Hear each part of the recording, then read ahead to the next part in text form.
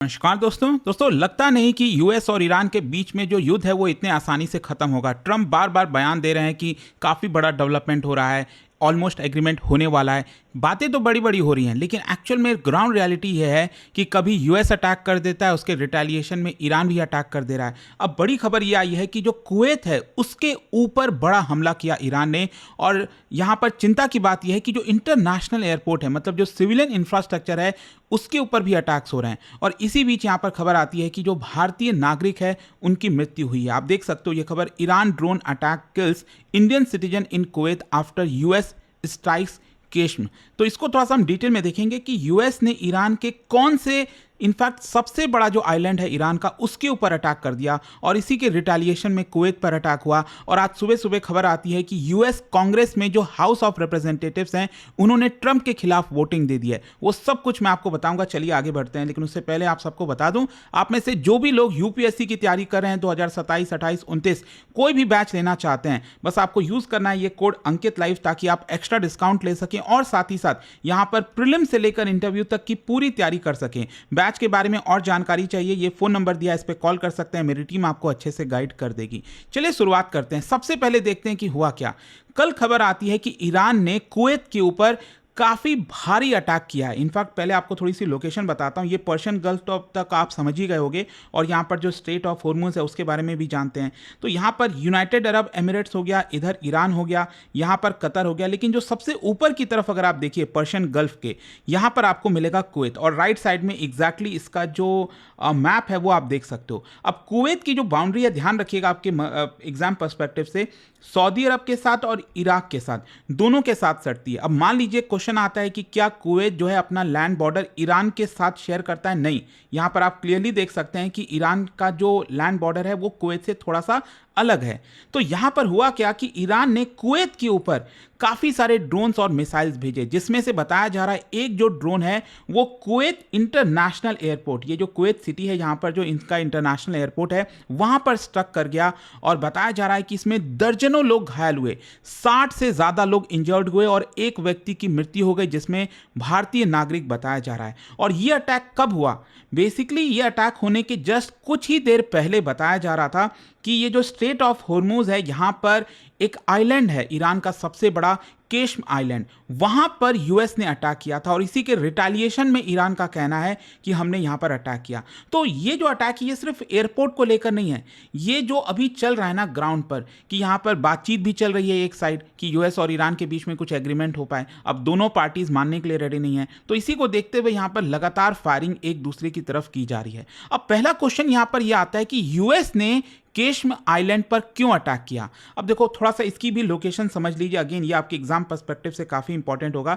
सबसे पहली बात, ये जो केश्म आइलैंड है वो आपको स्ट्रेट ऑफ हॉर्मुज में देखने को मिलेगा। अब ये जो स्ट्रेट ऑफ हॉर्मुज है ना, यहां पर कई सारे आइलैंड्स हैं।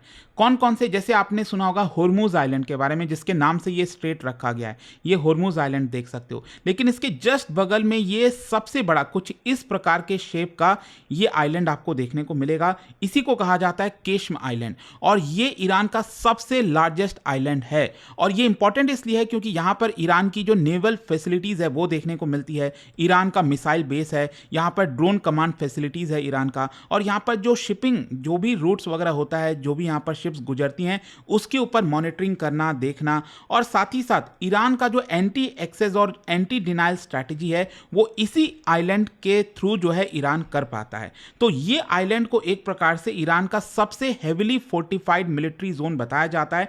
अमेरिकन ऑफिशियल्स का यह क्लेम है कि यहां पर काफी सारा अंडरग्राउंड मिसाइल फैसिलिटीज है, जिसको मिसाइल सिटीज कहा जाता है, जहां पर ईरान अपने मिसाइल्स को छुपा कर रखता है। तो क्वेश्चन यह है कि फिर यूएस ने यहां पर अटैक क्यों किया? देखो, जो सेंट्रल कमांड है यूएस का, उनका यह कहना है कि उन्होंने केश्म आइलैंड पर जो ईरानियन ड्रोन कंट्रोल स्टेशन था उसके ऊपर अटैक किया है, बैलिस्टिक मिसाइल लॉन्च इंफ्रास्ट्रक्चर के ऊपर अटैक किया, मतलब ईरान का जो भी कैपेबिलिटी था उसको नष्ट करने की कोशिश की। और यूएस का कहना है कि हमने ये सेल्फ डिफेंस में किया है। यूएस ये आर्गुमेंट दे रहा है कि अगर हम ऐसा नहीं करते तो ईरान हमारे ऊपर अटैक कर देता। खैर, यहां पर ईरान का वर्जन क्या है, क्योंकि ईरान का नैरेटिव थोड़ा सा डिफरेंट देखने को मिलेगा। According to IRGC, Iran revolutionary guard corps, उनका यह कहना है कि सबसे पहले यूएस ने हमारे ईरानियन टैंकर के ऊपर हमला किया स्ट्रेट ऑफ हॉर्मुज में। मतलब इसी स्ट्रेट ऑफ हॉर्मुज में ईरान का टैंकर होगा, उसके ऊपर सबसे पहले अमेरिका ने हमला किया और उसके बाद अमेरिका ने केश्म आइलैंड के ऊपर हमला किया। इसी को देखते हुए हमने जो अमेरिकन फैसिलिटीज है गल्फ कंट्रीज में वहां पर अटैक किया, जैसे कुवैत के ऊपर जो मैंने बताया हमला, यूएस एयर फैसिलिटीज के ऊपर, और साथ ही साथ जो बहरेन है वहां पर यूएस का 5th फ्लीट देखने को मिलेगा, हेडक्वार्टर है, उसके ऊपर अटैक किया, और भी कई जो मिलिट्री एसेट्स हैं वहां पर ईरान ने हमला किया। लेकिन सवाल यह है कि ईरान ने कुवैत के ऊपर ही क्यों अटैक किया? देखो, क्योंकि कई लोग सोच रहे हैं कि यूएस और ईरान के बीच में युद्ध है। देखो, सिंपल सी चीज है, ईरान का यही कहना है कि कुवैत में बहुत सारे यूएस एसेट्स हैं जिसकी मदद से अमेरिका ईरान के ऊपर हमला कर पाता है। जैसे कुवैत में थाउजेंड्स ऑफ अमेरिकन सैनिक वहां पर आपको देखने को मिलेंगे, लॉजिस्टिक हब है अमेरिका का, एयर बेसेस है वहां पर, और साथ ही साथ कमांड फैसिलिटीज हैं जो यूएस के ऑपरेशंस को सपोर्ट करते हैं। तो ईरान की नजर में तो यही है ना कि देखो, ईरान डायरेक्टली तो अमेरिका के लैंड के ऊपर हमला कर नहीं सकता, बहुत दूर है। तो यहां पर ईरान कहता है कि जो भी गल्फ कंट्रीज अमेरिका को सपोर्ट करते हैं हम उनके ऊपर हमला करेंगे। और ईरान ने बार बार वार्निंग इसी चीज को दी है कि देखो, आप उनको सपोर्ट मत करो, अदरवाइज आप भी जो है हमारे रडार में आ जाओगे। लेकिन ये वाला जो अटैक था ना कुवैत के ऊपर, ये इतना मायने क्यों रखता है? सबसे पहली चीज है कि सिविलियन इंफ्रास्ट्रक्चर के ऊपर डैमेज हुआ है। मतलब जो कुवैत का एयरपोर्ट है, इंटरनेशनल एयरपोर्ट, ये तो सिविलियन एयरपोर्ट है ना। तो यहां पर देखिए क्या है ना, ये बहुत बड़ा ट्रांजिट हब माना जाता है। जैसे भारत से भी आप कोई भी यूरोपियन कंट्री किधर भी जाते हो तो कुछ स्टॉप दुबई में होता है, यूएई में होता है, और कुवैत में भी होता है। वहाँ पर फ्लाइट रुकती है और फिर दूसरे फ्लाइट पर आप चढ़ते हो और फिर आगे की जर्नी तय करते हो। तो इस तरह ये ट्रांजिट हब की तरह है, एक बहुत बड़ा क्रिटिकल ट्रेड और पैसेंजर मूवमेंट वहाँ पर होता है। तो आपने, ईरान ने एक प्रकार से सिविलियन इंफ्रास्ट्रक्चर के ऊपर अटैक करके जो थ्रेशोल्ड है उसको क्रॉस कर दिया है, इसलिए यह मायने रखता है। दूसरा, यहाँ पर ये जो एयर डिफेंस की कैपेबिलिटी है ना, उसमें जो वल्नरेबिलिटीज है उसको दिखाता है, क्योंकि कुवैत में डिफेंस सिस्टम इंस्टॉल्ड है, जो अमेरिका का पैट्रियट मिसाइल बैटरीज है, रडार नेटवर्क है। लेकिन क्या होता है कि ईरान बहुत सारे ड्रोन्स मिसाइल एक साथ भेजता है, जिसमें कुछ ड्रोन और मिसाइल्स स्ट्रक कर जाते हैं, वो आपका एयर डिफेंस सिस्टम खत्म नहीं कर पाता। So that is why. और तीसरा जो सबसे इंपॉर्टेंट चीज है, ये दिखाता है, ये जो अटैक हुआ है कुवैत के ऊपर, ये साफ दिखाता है कि सीज फायर ग्राउंड लेवल पर नहीं है, वो सिर्फ कागजों में है। क्योंकि सीज फायर तो अप्रैल में ही हो गया था, लेकिन हर कुछ ना कुछ दिन पर आप सुनते रहते होंगे कि कभी ईरान ने हमला कर दिया, कभी अमेरिका ने हमला कर दिया। तो एक प्रकार से जो वॉर है वो तो कंटिन्यू चल रहा है, ऑल्दो छोटे लेवल पर चल रहा है, लेकिन सीज फायर सिर्फ पेपर में है, एक प्रकार से आप कह सकते हैं। और यहां पर अगेन आप देखोगे, सुबह सुबह खबर आई थी कि इजराइल और लेबनान के बीच में फिर से कुछ सीज फायर इंप्लीमेंट करने की बात हो रही है, क्योंकि ये जो पूरा वॉर अभी वापस से स्टार्ट हुआ है ना, उसमें सबसे बड़ा एक रोल ये था कि इजराइल जो है वो लेबनान के अंदर काफी डीप में चला गया। अब लेबनान में आप देखोगे यहां पर एक बहुत ही इंपॉर्टेंट रिवर है, लिटानी रिवर। अभी तक पिछले 26 साल से इजराइल अपनी आर्मी को लिटानी रिवर के नीचे ही रखता था और वो उसके ऊपर नहीं जाता था। लेकिन 26 साल के बाद वापस से ये वाला जो कैसल, ब्यूफोर्ट कैसल है, किला है, ये 900 साल पुराना किला है, जो 2000 में इजराइल ने छोड़ दिया था, वो वापस आ गया था। लेकिन अब वापस से इजराइल ने इसको कैप्चर कर लिया है। तो यहां पर टेंशंस काफी बढ़ गई थी हिजबुल्लाह और इजराइल के बीच में, लेकिन अब वापस से सुबह खबर आई है कि यहां पर दोनों के बीच में कुछ सीज फायर होने के चांसेस हैं। खैर, जो भी है, इन सारी चीजों के बीच अमेरिका में क्या हो रहा है? अमेरिका के अंदर वहां पर जो कांग्रेस है, वहां की जो पार्लियामेंट है, वो नहीं चाहती कि जो ट्रंप है वो ईरान वॉर को कंटिन्यू करे। अभी कुछ दिन पहले खबर आई थी कि यूएस की जो सेनेट है, वहां की जो अपर हाउस है, उन्होंने ऑलरेडी रेजोल्यूशन पास किया था ट्रंप के खिलाफ। और अब यहां पर सुबह सुबह खबर आई है कि यूएस की जो लोअर हाउस है, यूएस कांग्रेस की, that is house of representatives, उन्होंने भी ट्रंप के खिलाफ रेजोल्यूशन पास किया है कि आप इमीडिएट बेसिस पर ये जो वॉर है, ईरान वॉर, उसको रोक दीजिए। और ये इंपॉर्टेंट क्यों हो जाता है? क्योंकि हाउस ऑफ रिप्रेजेंटेटिव्स में आप देखोगे तो क्लियरली जो रिपब्लिकन पार्टी है उनके पास मेजॉरिटी थी, जो ट्रंप की पार्टी है उनके पास मेजॉरिटी थी, लेकिन उसके बावजूद भी उन्होंने ट्रंप के खिलाफ वोट किया। इससे साफ समझ में आता है कि यहां पर जो रिपब्लिकन पार्टी के कुछ मेंबर्स थे वो डेमोक्रेट्स के साथ चले गए, और यहां पर जो रेजोल्यूशन है वो 215 फेवर में गया एंड 208 अगेंस्ट में गया, जिसमें बताया जा रहा है कि 4 रिपब्लिकन के मेंबर्स जो हैं उन्होंने डेमोक्रेट का साथ दिया। मतलब वो भी चाहते हैं कि यहाँ पर जो वॉर है वो रोका जाए। अच्छा, ये वोट इंपॉर्टेंट क्यों हो जाता है? क्योंकि ये वोट सिर्फ ईरान वॉर को रोकने के लिए नहीं, मिलिट्री स्ट्रैटेजी को के पर्सपेक्टिव से नहीं, ये कॉन्स्टिट्यूशनल क्वेश्चन भी बन गया है अमेरिका के अंदर। कॉन्स्टिट्यूशनल क्वेश्चन क्यों?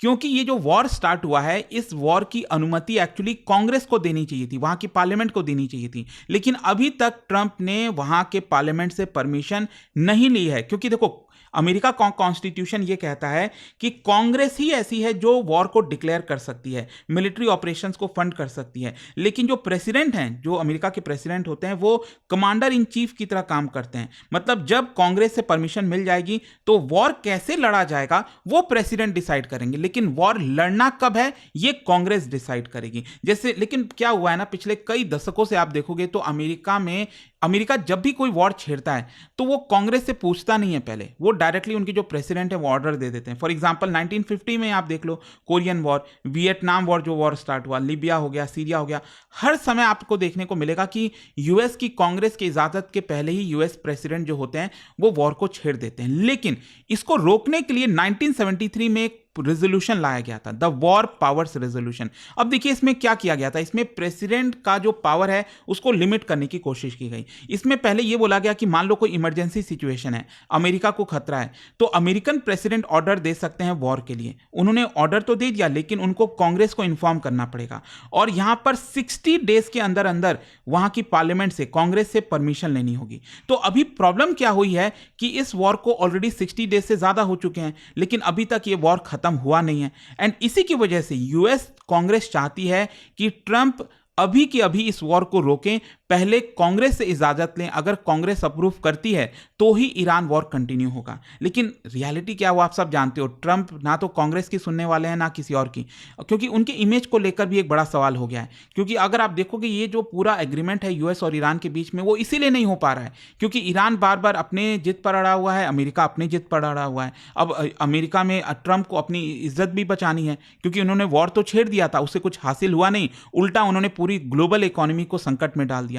देखते हैं अब आगे इसको लेकर क्या होता है। जाने से पहले एक बहुत ही इंटरेस्टिंग क्वेश्चन है आप सभी के लिए। देखो, मैंने कुवैत की बात किया इस वीडियो के अंदर। कुवैत का सबसे बड़ा आइलैंड कौन सा है, क्या आप बता सकते हो? और इसका जो राइट आंसर है आप सब जानते हैं, मेरे इंस्टाग्राम पर तो मिलेगा ही, वहां पर अगर आप नहीं हो कोई बात नहीं, टेलीग्राम से ले सकते हैं इसका सही उत्तर। और दोस्तों, जैसा मैंने आपको बताया, अगर आप यूपीएससी की तैयारी कर रहे हैं, कोई भी बैच चाहते हैं 2027, 28, 29, हर एक बैच में आपको प्रीलिम से लेकर इंटरव्यू तक की पूरी तैयारी कराई जाती है। 1-to-1 mentorship, assessment, revision test, सब कुछ आपको मिलेगा। बस आपको यूज करना है ये कोड अंकित लाइव, और ये फोन नंबर है। कोई डाउट है, प्रॉब्लम है बैच से रिलेटेड, इस पर कॉल करिए, मेरी टीम आपको अच्छे से गाइड कर देगी।